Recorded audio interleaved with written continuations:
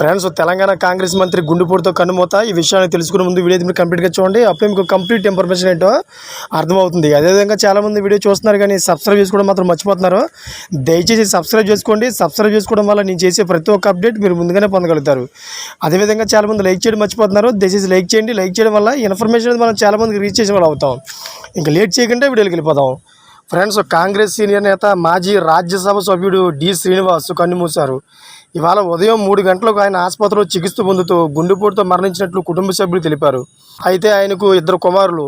కొంతకాలంగా అనారోగ్యంతో బాధపడుతున్న ఆయన రాజకీయాలకు దూరంగా ఉంటున్నారు. ప్రస్తుతం ఆయన మృతదేహాన్ని జూబ్లీ హిల్స్లో ఆయన ఇంట్లోనే ఉంచారు. ప్రస్తుతం కాంగ్రెస్ నేతలు, కార్యకర్తలు కరసారి చూపు కోసం వస్తున్నారు. ప్రగతి నగర్లోని ఆయన నివాసానికి పార్థిదేహాన్ని తరలిస్తారని తెలిసింది. అంత్యక్రియలు రేపు జరుగుతున్నాయి.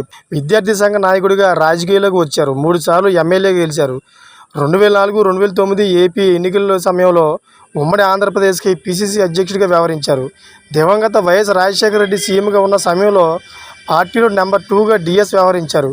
2013 నుంచి 2015 మధ్య ఎమ్మెల్సీగా సేవలు అందించారు. పార్టీలో సౌమ్యుడిగా గుర్తింపు పొందారు. అయితే ఓ దశలో కాంగ్రెస్కి రాజీనామా చేసి బీఆర్ఎస్ పార్టీలో చేరిన ఆయన్ని మాజీ సీఎం కేసీఆర్ రాజ్యసభ్యుడిగా చేశారు. అయితే ఇటీవల కాంగ్రెస్ పార్టీ అధికారంలోకి రావడంతో డిఎస్ మళ్ళీ కాంగ్రెస్ గూటికి చేరారు. For watching friends.